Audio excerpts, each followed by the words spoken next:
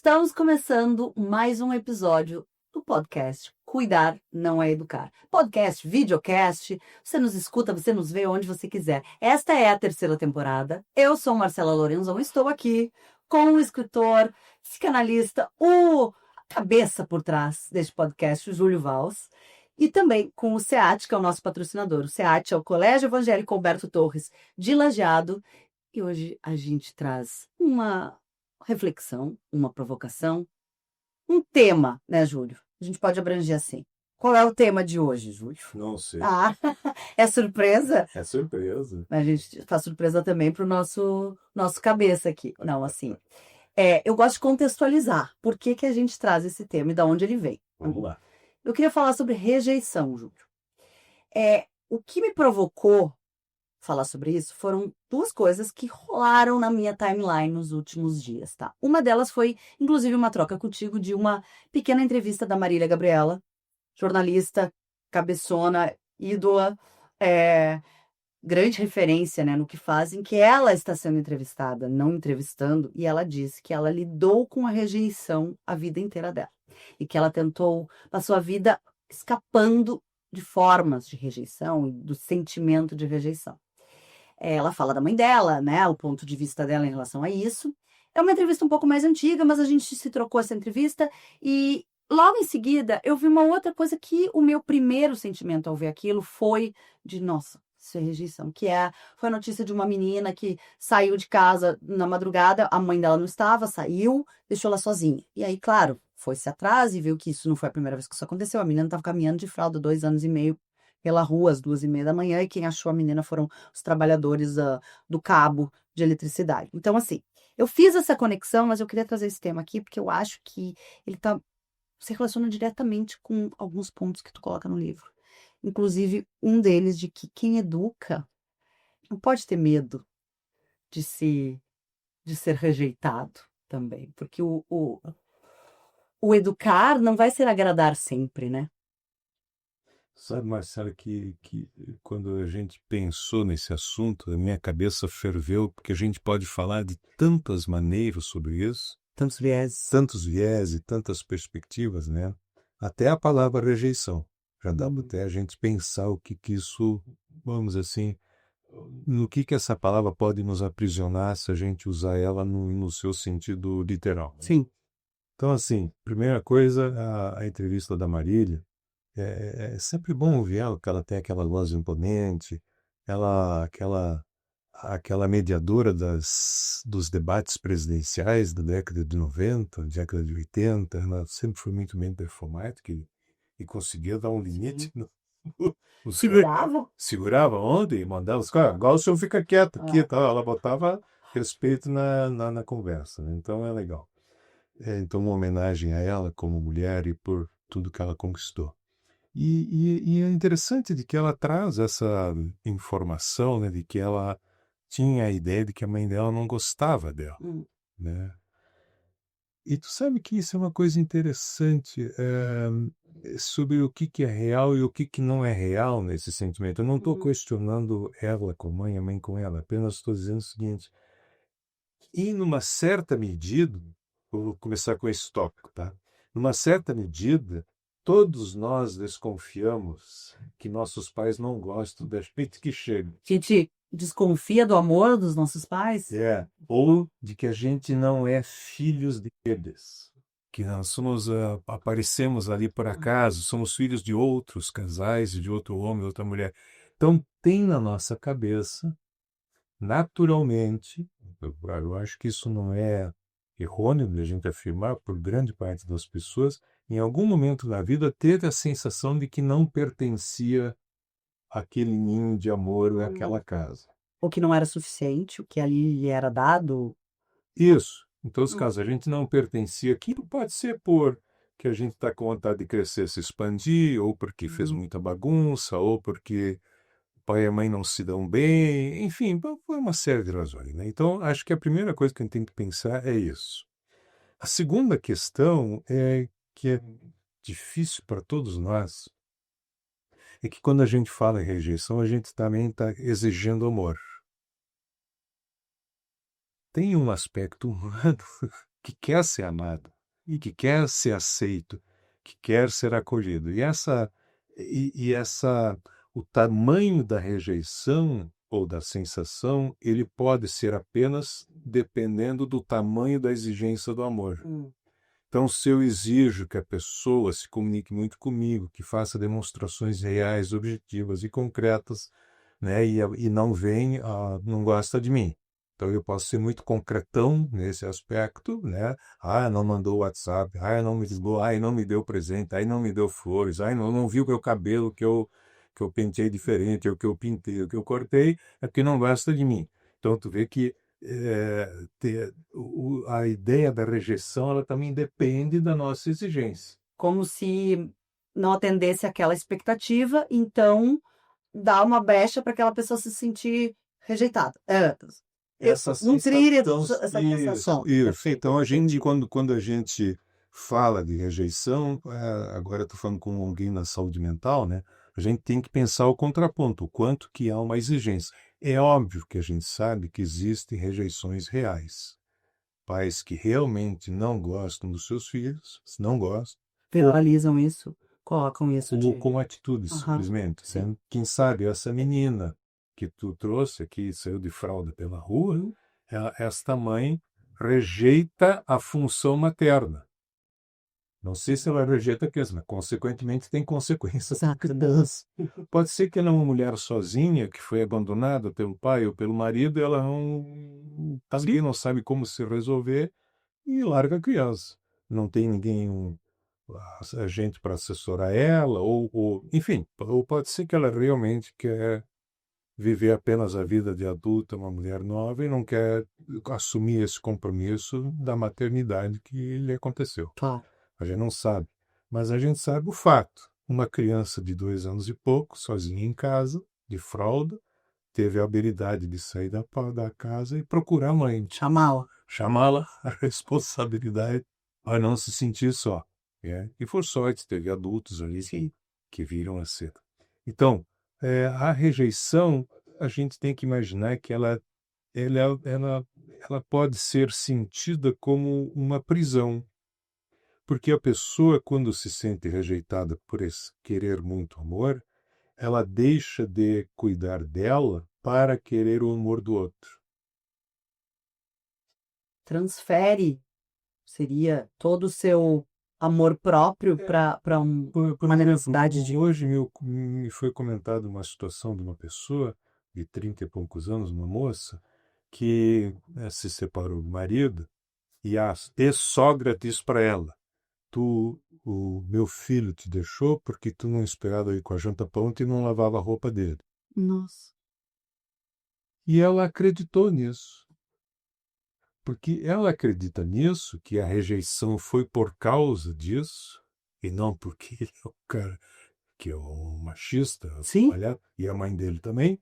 Então ela acreditou nisso, então ela acreditando nisso, em vez de ela gostar dela, preferiu achar um jeito de se sentir a causadora da rejeição. Então a pessoa abandona a si para achar uma forma de encapsular o outro para ela não se sentir só. Em vez dela construir a ideia de que ela é uma pessoa capaz, fez faculdade, tem uma autonomia financeira e tudo e tal, ela resolveu largar a ideia da liberdade, da autonomia, que ela venceu um machista, para não sentir a rejeição. Veja que loucura isso, né? Em vez da pessoa lutar por ela prefere o amor do outro, em vez dela pelo amor dela. Tentar, de certa maneira, consertar ou suprir esse buraco ainda em busca do amor do outro. Mas pode ser que o amor que ela queira suprir seja porque ela não gosta dela. Não perceba que ela é capaz. Eu gosto muito dessa ideia, Marcelo, que uma pessoa que tem uma estima baixa é uma pessoa que não percebe que é capaz de fazer coisas por ela. Se ela percebe, ela sabe que não precisa do machista. No caso específico dele. Claro. Se ela percebe que ela é capaz, ela vai saber que ela pode arrumar um outro companheiro. E que seja capaz de respeitar ela. Não, e agora tu colocou esse caso, e eu acho que é justo com o contexto macro que a gente colocou aqui de rejeição, trazendo o caso da Marília Gabriela, de que diz que escapou da rejeição a vida inteira. E isso é interessante porque parece que a autoestima dela, enfim, conseguiu com que ela desviasse dessas armadilhas, talvez? Assim, não cair no conto, né? No conto do vigário, de que era pela louça, ou pela comida, ou pelo que quer que fosse, né? Isso, isso. Então a Marília Gabriela é um exemplo, né, da maneira como ela fala, que existe uma vantagem em ser rejeitado. Aumenta a minha chance de eu ficar mais perto de mim. Mais autossuficiente, talvez. Eu ficar amigo das minhas capacidades. No caso desta moça que eu estou te contando, ela tinha capacidades de autonomia, de autossuprimento financeiro, e ela preferiu abandonar, entre aspas, a estima, a capacidade dela, para querer a estima do outro. Isso é uma coisa muito louca na nossa cabeça, essa relação entre eu poder me sentir capaz, largar essa percepção para querer a capacidade do outro em mim. Isso é uma luta humana que a gente tem a vida inteira. A vida inteira. Desde que existimos como espécie. Eu penso que as crianças também são assim em relação aos adultos, né? Eles querem que o pai e a mãe os amem. Eu sempre digo, né, que para uma criança, o pai e a mãe nunca são suficientes. Nunca são.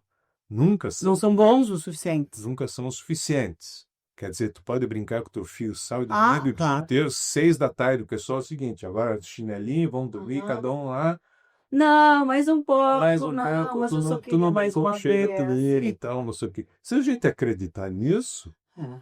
se a gente acreditar nisso, a gente vai aprisionar eles no amor que eles querem da gente. Na atenção. E em vez de eles ir para o quarto brincar de Lego, ou de computador, ou de qualquer outra coisa, eles vão ficar prisioneiros de uma armadilha que eles mesmos criam, para eles e para nós. Que seria o nosso contato, a nossa. Esse breve distanciamento para que possa voltar um funcionamento mental ou racional sem a presença do outro. E agora, justo aonde eu queria chegar, que era a gente olhar para o viés do vínculo, que tu traz muito no livro, a gente vem falando, né, sobre isso nas nossas discussões, aqui na Mínima mesmo, mas aqui olhando para o que seria essa rejeição no cuidar e no educar, não só no cuidar ou no educar, nos dois, em ambos, porque ela pode vir de formas não tão palpáveis, né, de uma maneira invisível. Eu coloquei, assim, algumas ideias que eu acho que conversam com a tua forma de pensar, com a tua teoria, tá? Mas que é o seguinte: quando o adulto diz sim, e aí talvez seja um sim de sim, mais 5 minutos de brincadeira, sim, mais 10 minutos de brincadeira, sim, pro brinquedo que ele quer, sim, sim, pra forma de evitar causar esta rejeição, tá? Tentar, assim, colocando um sim de panos quentes, digamos. Quando o pai ou a mãe terceirizam tudo, alimentação, afeto, presença. Lembrando, a gente não quer massificar isso, a gente não quer fazer uma chuva de julgamentos. Aqui eu estou colocando algumas possibilidades para que a gente possa discorrer sobre como se dá essa rejeição invisível. Eu não sei se tu tem essa mesma sensação que eu tenho e que eu tive a vida inteira com meus filhos, e eu vejo isso no consultório. Na relação entre adultos e crianças, sempre tem uma confusão de sensações. A gente nunca sabe bem como proceder, como agir, a gente fica na dúvida, né? E essa dúvida a gente pode resolver sem culpa ou sem querer buscar uma receita e buscar no vínculo, ou a gente busca alguém que diga como que eu tenho que fazer. Então, eu acho que vamos pegar essa. Como é que é a tua primeira frase que tu pergunta? Quando o adulto diz sim para evitar o contato emocional real ou a rejeição. É o dizer o sim para evitar que a criança se sinta rejeitada. Pois é. Sabe que essa premissa, se é que ela existe, né, no adulto, que se comportar para evitar algo, quer dizer que o adulto não está bem. Ele não está bem. Se ele tivesse bem, esse assunto não ia incomodar ele, porque ele iria saber, entre aspas, objetivamente, o meu filho está precisando disso, agora ele precisa descansar, ou agora tem que fazer os termos, ou agora ele pode jogar bola, ou agora... Eu não preciso fazer minhocagens na minha cabeça para imaginar que o que eu vou fazer vai causar isso ou aquilo. O que vai acontecer é que eu estou ou cuidando do meu filho, e aí eu não preciso ficar cheio de artimanhas mentais. Se a minha cabeça está com muita minhoca, Marcelo, é que eu não estou bem. O problema, de novo, está no adulto. Não, eu não sei se está no adulto, mas quem está tendo que tomar uma atitude é o adulto, no caso. Já que a criança também tem problema. Claro, mas ela, de certa forma, está no seu papel de pedir o brinquedo, de pedir mais 5 minutos. Ele encheu o saco. É orgânico. É da natureza dela a expansão. Agora, se eu estou com receio, é porque eu não estou bem. Mas pode ser por outras razões. Pode ser que eu estou sem dinheiro, pode ser que eu estou com um diagnóstico de uma doença. Claro, Você quer qualquer coisa. Eu não estou bem. E eu sempre penso, isso é um conselho que eu dou sempre que eu falo com pais. Primeiro diagnóstico é saber se eu estou bem. O que quer dizer não está bem ou está bem? Quer dizer simples. Se eu estou com muitas preocupações em relação aos filhos e muitas minhocas, é porque eu estou intranquilo. E se eu estou intranquilo, eu confundo as coisas. E se eu confundo, eu torno o problema maior do que é. Eu sei que nós aqui estamos num estúdio limpinho, asséptico e tal, não estamos com as crianças correndo aqui, tentando derrubar as câmeras tudo aqui, mas a gente é pai e a gente é mãe. Nós sabemos como é que é na casa das pessoas. E na nossa, quantas vezes a gente fica com furos? Quantas vezes? Quase todo dia. Não, situações infinitas. Situações infinitas que nos colocam. Então, o importante é a gente saber que se a gente está preocupado em simplesmente no certo e errado, é porque eu não estou no campo do vínculo, eu estou no campo da moral. E se eu estou no campo da moral, na minha disciplina, o campo moral, ele é um campo, digamos assim, aonde não está a responsabilidade. Ela está simplesmente o certo e o errado e não uma boa conversa. E não o preto no branco. O preto no branco e não Isso. o desenrolar. Isso, até vai esclarecer isso. Pô, é que o pai hoje está escolhado, não estou bem, eu estou cansado. Eu vou pedir para vocês, vão para o quarto, cada um no seu, e se cuidem. Hoje não vai dar. Hoje vai dar. Hoje não vai. E eu tenho certeza que qualquer criança jamais vai rejeitar o pai e a mãe se ele disser a verdade. Eu tenho certeza disso do que eu estou te dizendo. Se esse não, ao invés do sim, ou em vez do sim, vier com verdade. Conversa. Porque daí a criança não vai ficar pensando que é por causa dela que o pai não está bem ou a mãe. Porque nós temos que livrar a criança da confusão. Aí é que brota o nebuloso. Aí O fica terreno maculada a relação. As minhocas começam a nascer na cabecinha. Isso. Ou o pai está com uma doença e vai ter que fazer uma cirurgia daqui a um mês, e o pai está cansado, o pai não... Pai, o que é isso, pai? Ah, não, eu não sei te explicar bem, mas é uma coisa que é difícil, que o pai cansa. Agora, se a gente não fala, a criança começa a entrar em ansiedade. Ela sabe que tem uma coisa estranha no ar. Sim. E a gente tem que dizer. Então também o não, aí não só a conversa e dizer o sim para se livrar da possível rejeição que tu vai causar, mas os limites também, aí de colocar, não colocar limites também, talvez seja uma forma de uma rejeição invisível. Não colocar limites, eu confesso que eu acho estranha essa expressão hoje, né? De limites.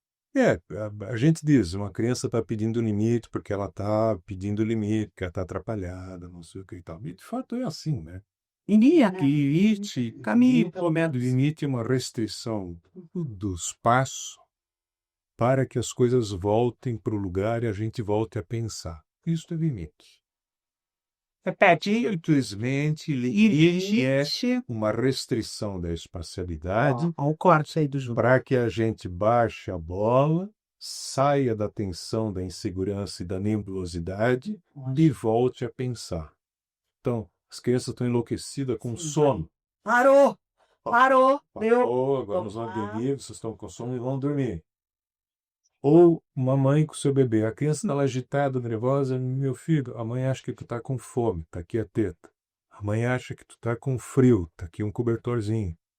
A gente interpreta com a criança porque ela não consegue captar isso. Então, a função do adulto, o limite, é uma esclarecimento para que as coisas baixem a bola. É óbvio que muitas pessoas preferem, em vez de esclarecimento, ou agora vamos parar 15 minutos, cada um num canto, depois a gente volta a conversar, preferem no soco e no pontapé. Não, ou como tu falasse antes, na moral, no certo, no errado, vai até aqui, pronto, sem discussão. Não tem discussão, acabou, só pode isso. E por que que não pode? Porque não pode, porque eu disse que não. Às vezes o não pode é bom, desde que Não, não pode sim, mas está regado com a verdade. Olha, eu me lembro que esse tempo eu estava lendo um livro de uma psicanalista francesa, Françoise Doutor, e ela estava dizendo uma coisa que eu achei genial. Quando um bebê, uma criança quer botar o dedo na tomada, uma agulha na tomada de curiosa, a gente não pode permitir que ela faça isso. É não. E aí vem a explicação. Isso que tu quer fazer, o pai também não pode fazer, porque faz mal para o pai também. Também vou levar choque. Você também vai levar choque. E isso ajuda a criança. Porque a gente, quando diz para uma criança não, a gente também tem que saber que o não é para ela, é para mim também. Eu também, aquilo que ela está pensando em fazer também não é bom. Vai fazer mal pra mim também. Se eu não quiser dormir, eu vou pirar. Eu vou ficar nervoso, eu vou ficar agressivo, eu também preciso dormir. Tem coisas que a gente pode dividir com as crianças, o que é dela é igual para mim. Sim, sim. Eu não posso gastar todo o dinheiro que eu não tenho. Eu não posso comprar tudo, vai faltar. Claro. Vai faltar dinheiro, então eu não posso te dar porque eu também não posso. A gente Com um argumento. Quando meu filho veio e me disse sempre, eu quero mais Robux, que são as moedas, né, do jogo, do Roblox. Ó, fica aqui o esclarecimento para a nossa audiência que não joga Roblox ou que não tem seus filhos. Eu não sei. Os Robux são as moedas internas do jogo para tu comprar as coisas lá dentro, seja o avatar, seja passar de fase, seja uma série de coisas. E tu compra muito espertamente, né, no seu próprio dispositivo, só fazer um plim ali, aí tá. E é sempre o eu quero mais o Robux. Quem viu ir embora? Não venha, não sentem, né? Só apertar a mãe, bota aqui o rosto, fica boa. A gente também não sente. Tu imagina eles, que não é nem do cartão deles, que não vai vir nem a fatura. A gente ainda vê a fatura no final e vê, meu Deus, como é que eu gastei isso tudo. Mas para dizer que a gente começou a adaptar o não, o porquê que não dava, justamente, olha só, esse mês eu queria comprar tal coisa. Supérfluo. Eu coloco no supérfluo assim como é o jogo, não é vai faltar para alimentação, vai faltar, eu queria comprar uma bolsa. Eu não posso comprar esse mês por causa disso. Da mesma maneira, se a gente fizer tantos Robux, isso começou a dar uma acalmada na ânsia porque a ânsia era só o não, porque o não, né? Mas sabe como é que é dizer para ti mesmo, eu não posso comprar uma bolsa? Não é bom, né? Nunca é bom. Como é que vai ser para criança? Como é que vai ser bom para criança que tem menos condições psíquicas para entender? Claro. Como é que vai ser bom? Eu sempre fico imaginando, quando a gente vai no médico, o médico diz assim, olha, tu tá com o colesterol aumentado, tua glicose está alterado, e se tu não cuidar disso, daqui a uns 10 anos vai dar um infarto. O cara tem que ter um raciocínio abstrato tão grande para imaginar que isso que hoje não tem sintoma nenhum, daqui a 10 anos pode Te matar. repercutir negativamente na saúde dele. E eu fico imaginando que uma criança é meio que nem nós os médicos, a criança não sentir. Olha, se tu não fizer isso, eu não consigo entender isso que tu está dizendo. Então, por isso que a gente está ao limite. Então, agora nós vamos parar, a explicação é essa, não é por raiva e nem porque eu não gosto de ti, é simplesmente porque isso não é bom. Só isso. Eu acho que a gente precisa voltar para a rejeição. Rejeição. Porque, claro, uma coisa leva a outra. A gente está falando da rejeição e a gente está falando da educação e dos limites. Mas a gente falou ali por cima dessa terceirização também dos filhos. Isso se relaciona com uma forma de rejeitar, talvez o terceirizar? É a mesma coisa, Marcelo. Eu acho que a gente não deve generalizar nada. O pai e a mãe têm que saber se o que eles estão fazendo, porque eles têm dificuldades profissionais, de trabalho, um monte de coisa, ou é porque eles não gostam da tarefa. Se não gostam da tarefa, pelo menos que entreguem para pessoas que gostam. Entendeu? Uma babá, Terceirize para uma pessoas boa babá, capacitadas. uma boa vovó, Uma boa creche. uma boa creche e tal. Eu não acho que ninguém seja obrigado a ter que, vamos dizer assim, administrar, A fazer tudo. a fazer tudo ou a gostar dos seus filhos. Mas se souber que não gosta da tarefa, não complica a vida deles. Faz de um jeito que Terceirize. terceiriza e tu fiscaliza para ver se teu filho está sendo bem tratado. Tem uma amiga minha que ficou Acho viúva. escandaloso dizer isso. Não acho real. Realista, Júlio. Porque a vida é assim, a vida é cheia de dificuldades. Se as crianças souberem que elas estão num lugar que cuida delas, né? Quantas vezes uma ama seca, uma boa babá, eu tenho certeza que o que me traz aqui hoje é que eu tive uma boa babá. Claro. Boa babá quer dizer o seguinte, ela gostava de mim. Sim. Tinha afeto, tinha carinho, E tinha ela deixava cuidado. fazer coisas que meu pai e minha mãe não deixavam. Então, aí é o bônus points que a gente diz de ser vô, de ser babá. Claro. Eu ia comentar que eu tenho uma amiga que ficou viúva e tem um filho de 10 anos e uma relação maravilhosa com o filho e muito preocupada em criar esse filho com essa memória do pai que não tá. E o pai era o cara que brincava mais, gostava. E ela nutre os livros, os brinquedos que o filho gosta, mas ele diz pra ela: tu é muito boa em comprar brinquedos, não em brincar comigo. E aí Bacana, eu achei maravilhoso. E ela disse: filho, a gente não consegue ser bom em tudo. Porque ela trabalha em 2 empregos, aí chega de noite, aí ele quer que ela monte Lego com ele quer que ela monte Lego com ele às 10 da noite. Eu disse: não, nós vamos dormir. E aí ele diz: é muito bom em comprar os brinquedos que eu quero. Não, Claro, que bom que eu posso comprar. E olha que legal, a criança diz também que ela não é suficiente. E ela, por sorte, não acredita nisso. Às vezes, né? Vou dizer que a gente, como mãe, tem dias em que a gente acredita em tudo que existe. Não, claro, mas é assim, e o bacana, eu acho que até eu disse para essa família o seguinte, que ela tem sorte de o filho dela dizer para ela a verdade. E que ela aceitou a verdade e com isso ela pode conversar com ele. Isso é a melhor coisa que a gente pode ter com nossos filhos, não é o que dizem, é que está sendo dito. Eu sempre tenho mais medo do que não é dito do que o que é dito. O que é dito tem interlocução, tem resolução. O que não é dito são coisas escondidas que às vezes a gente não tem como trabalhar. E que dá pano para dar espaço para que se criem todas essas outras neuroses, minhocas, fantasias, melhor que neurose, eu já estou dando um isso quando fica seed. quando fica bom. Não, mas eu acho assim, a gente pode fazer então essa relação com essa rejeição invisível, que ela pode existir, e aí também caminha nesse mesmo terreno, né, do não falado, do que é feito sem ser dito e ao mesmo tempo é por aí, né? É por aí. É difícil ser criança com adultos presentes. É difícil porque Porque, em geral, os adultos acham que estão atrapalhados e as crianças, o que está acontecendo nessa casa? só querem eles ali. E por isso que a tarefa do adulto, nós podemos chamar de amar, mas a tarefa do adulto, que é cuidar, é a seguinte: deixar as coisas claras, esclarecidas, mesmo que eles não compreendam bem. Mesmo, gostou? Gostei. Cuidar, deixar as coisas claras. Deixar as coisas claras. Né? Tipo assim, quem tem mais de um filho, né? Tem irmãos que não se gostam. Sim. Eu não posso obrigar os filhos a se gostarem. Agora eu posso deixar claro, eu sei que vocês não se gostam. Nenhum problema acontece. Você só não pode se machucar.